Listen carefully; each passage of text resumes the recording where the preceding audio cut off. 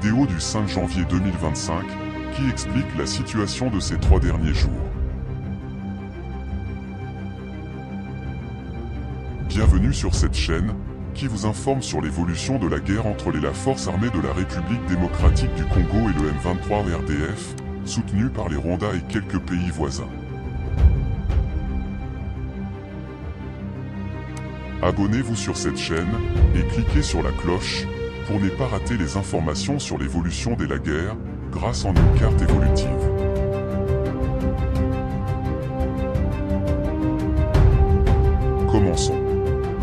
Commençons par la partie nord du front, dans le territoire de Lubero. Aujourd'hui dimanche 5 janvier 2025, les forces armées de la République démocratique du Congo bombardent les positions des M23 dans le sud de Lubero.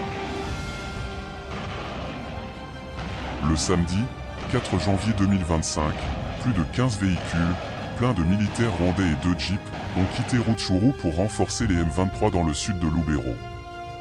Leurs positions sont en train d'être mises à cendre. Les militaires de la force armée de la République démocratique du Congo tournent leur regard vers le président Félix Tshisekedi, qui leur avait demandé de cesser le feu. Cette situation permet aux rebelles du M23 de se renforcer et d'étudier la force de l'armée pour contourner les efforts. Mais la population et les militaires ont besoin de lui actuellement.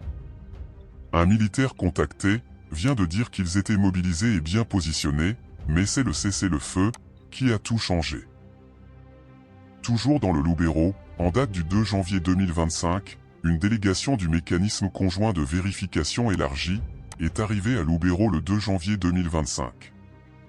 L'objectif de cette démarche, selon des sources militaires, est de montrer à la communauté tant nationale qu'internationale, à travers le mécanisme, et autres structures qui prônent le retour de la paix à l'est de la République du Congo, l'implication flagrante et le rôle joué par le Rwanda dans la guerre d'agression. C'est sur invitation du gouverneur militaire du Nord Kivu, a fait savoir le lieutenant-colonel Mei Kazuke, porte-parole du secteur opérationnel Sokola 1, Grand Nord.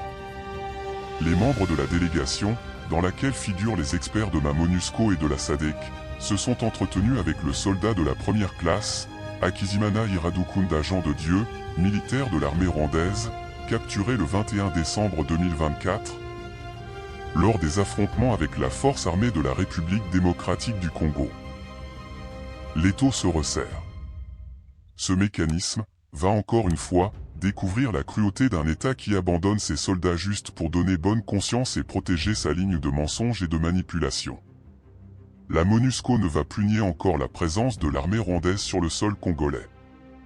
Que prévoit la Charte des Nations Unies face à de telles preuves? Nous y reviendrons. Dans le territoire de Kibumba, la situation est calme.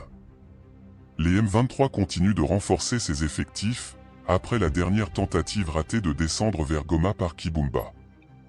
Les militaires des forces armées de la République démocratique du Congo sont toujours en stand-by et respectent le cessez-le-feu demandé par le président devrait réagir le plus vite.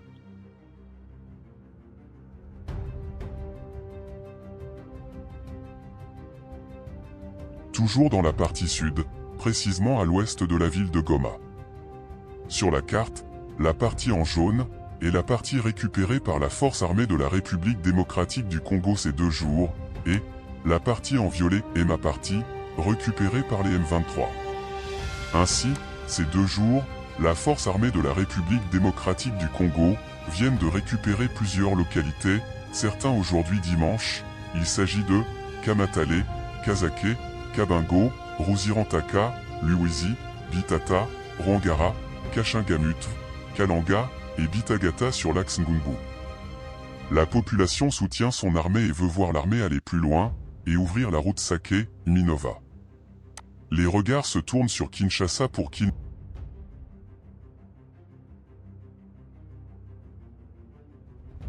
Dans le Massissi profond, les choses se compliquent depuis le 4 janvier 2025, où les M23 sont arrivés à Massissi centre après avoir pris Katal et Mouzébéré. La population se vide petit à petit. Certaines familles déclarent que leurs enfants n'ont pas mangé depuis hier samedi 4 janvier 2024. La population lance un cri d'alarme aux autorités à Kinshasa, pour qu'il donne l'ordre aux militaires d'attaquer. Depuis la prise de Massissi Centre par les M23 ce 4 janvier 2024, la population se vide dans le Valais-Calais.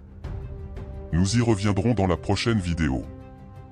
Dans le Valais-Calais, la situation reste calme, et la force armée de la République démocratique du Congo garde toujours leur position, et attendent les ordres. Les Wazalendo se rangent toujours derrière l'armée pour l'aider à défendre leur village.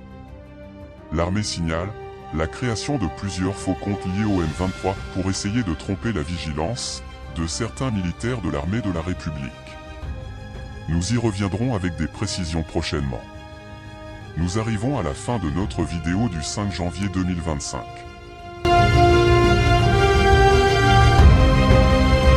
Nous vous informons que cette chaîne ne possède pas de vérité absolue à 100%, mais nous vous présentons la situation du terrain bien géolocalisée. Si possible, vous pouvez par vous-même faire de recherches pour confirmer nos infos. Abonnez-vous et cliquez sur la cloche pour ne pas rater les prochaines vidéos.